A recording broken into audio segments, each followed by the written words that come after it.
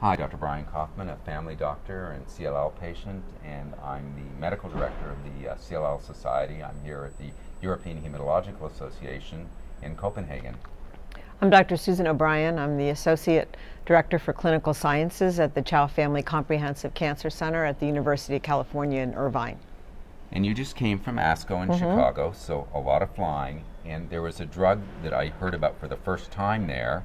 It was called GDC 0853. Can you tell us about this drug and what you see? I know it's very, very early, but yes, why it might be an interesting drug. So the data that we saw was preclinical data, meaning from the laboratory. We don't have any patient experience with it yet. Right, so no use in humans. Not yet, no.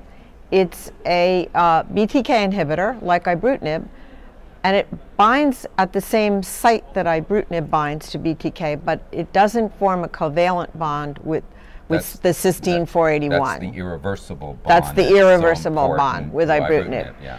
So because of the fact that it doesn't bind in a covalent fashion, what happens is that if you have a mutation at the cysteine 481 site, which we know is a mechanism of clinical resistance to ibrutinib, in other words, some people who are resistant, it's because they've developed a mutation in the binding site.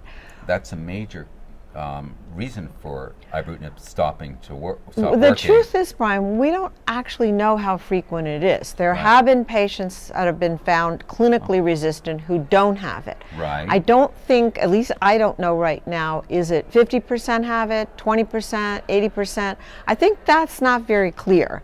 But what is clear is there is certainly a fraction of patients who have a mutation either in BTK or in PLC gamma 2, which is the downstream enzyme. And don't a lot of patients have both too? Isn't that something? Some can have both, yes. Yeah. So the idea is that because this agent can still bind, even if there is a mutation there, that this might be a BTK inhibitor that works in people who've developed resistance to ibrutinib via having a mutation.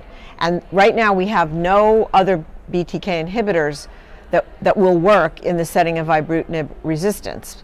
And all of the ones being developed bind at the cysteine 481, but this one binds in a non-covalent fashion, which kind of allows more flexibility at the binding site, which is why it can still bind even with a mutation there. So obviously it's very early, but it's an exciting option because we know that the BTK is such an attractive target. Yes. So if this has the same kind of clinical efficacy, which is far from being known whether it will or not, it certainly would offer an option to patients who develop this one particular form of resistance. Yes, absolutely. Yeah, and as a patient, you want to have as many options. You certainly do. Right. All right. Thanks so much, Dr. Brian. Thanks, I so Brian. appreciate it. Thanks.